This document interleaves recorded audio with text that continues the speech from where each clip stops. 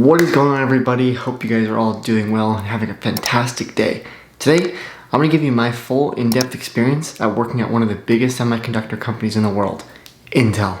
In this video, I'm going to discuss the positives and the negatives of working at such a large company like Intel, since this company is just absolutely massive, and I know a lot of people have questions on, is there room to grow, scalability of working at the company, general work-life balance, pay structure. So hopefully in this video, I'll be able to answer a couple of those questions. If this is something that interests you, please stay tuned in the video, and I'll be happy to answer any questions down below in the comments. So without further ado, let's get the video on.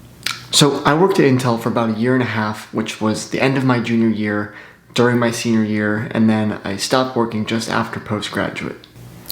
During my time at Intel, I worked as a process engineer with a little bit of focus on industrial engineering work, so that basically got me a little bit of exposure into the process engineering side of things, as well as the industrial engineering side of the world.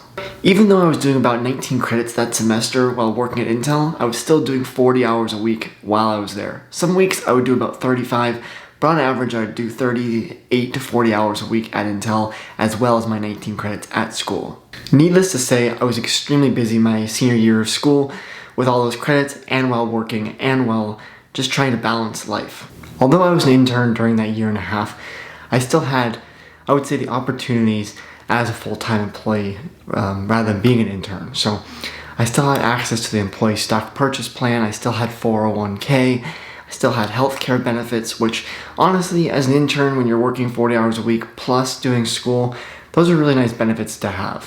When discussing pay, as an intern, you are going to be paid hourly, and there's a couple different ways they calculate your pay. You're either going to be a master's student, or you're going to be a PhD level student, or like me, you're going to be a bachelor's student. So depending on where you are in school, there's going to be different ranges of salary. It's not necessarily based on your experience, it's more so based on the education that you have. So undergraduate, master's, PhD level, the salaries will range a couple dollars in between that level. Like I mentioned, the employee stock purchase plan, ESPP, was very nice.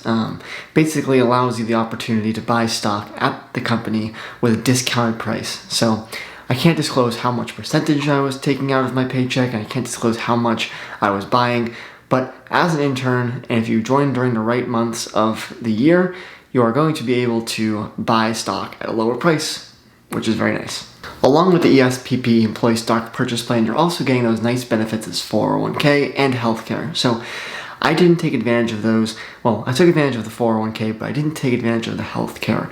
I will say all offerings that a company gives you, especially as an intern, is a very nice opportunity, and I would definitely look into it. And depending on your financial situation and what you are doing currently, it could be great for you.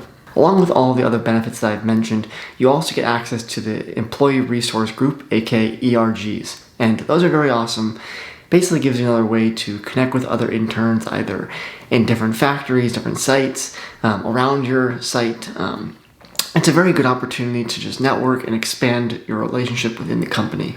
Intel was very nice to its interns, so along with those ERGs and other benefits, you're also going to have a lot of intern networking events, intern parties, intern just external events, where you basically just have the opportunity to connect with other interns, where they're going to school, kind of learn about their other interests, so that's also very nice. But along with all of this, Intel is also very accommodating to other projects that you want to work on. So whether that be something internal to the fab, internal to the workplace, you're able to explore a lot of different projects. For myself, I'll discuss this in another video, but I worked on a couple different very unique projects that I thought of while I was there during my internship. Again, I won't go into too much detail, but basically I was standardizing a pass-down form from one shift to another shift. Again, I'll go into another video explaining the details, kind of like I did through my Amazon internship, so stay tuned for that in the near future. Some of the issues of working with such a big company like Intel is, although there's a lot of different departments at the company, moving around in a company that is this large could prove a little bit more difficult than some think. One really big benefit that I saw while I was working at Intel as an intern plus working full-time at school doing 19 credits was the flexibility. And obviously the flexibility with working and doing an internship is really going to come down to you and your manager's connection? Is it a positive connection, or is it just not something that's going to work? For me and my manager, she was very flexible with how I balanced my work life and my school life. For example, if you want to move to a different department, let's say you're working in the fab, and then you want to move to something that's more of like outside the fab, like supply chain. A lot of those things that you're learning in the fab might not necessarily correlate to the job that's in supply chain. So although you might have a couple of years of experience, you might not necessarily get the same pay benefit that you're expecting when you switch jobs, because you're kind of having to start from the beginning. Although there are a lot of benefits of working at a company that is this large, such as Intel, not every job is going to be perfect. There are going to be some negatives, like I mentioned. However, it really comes down to what you want to do and the avenues that you want to explore. But overall, for the year and a half that I worked at Intel and while I was working at school, I thought that my internship was very valuable, and it helped me get future opportunities that I probably would not have had in the semiconductor space if I did not do this internship. In conclusion to this, I don't say all these things to drive you away from a big company, to drive you towards a big company. I kind of just wanted to give you a realistic point of view from someone who has worked in engineering at such a large company, and to some of the benefits and some of the negatives at such a company.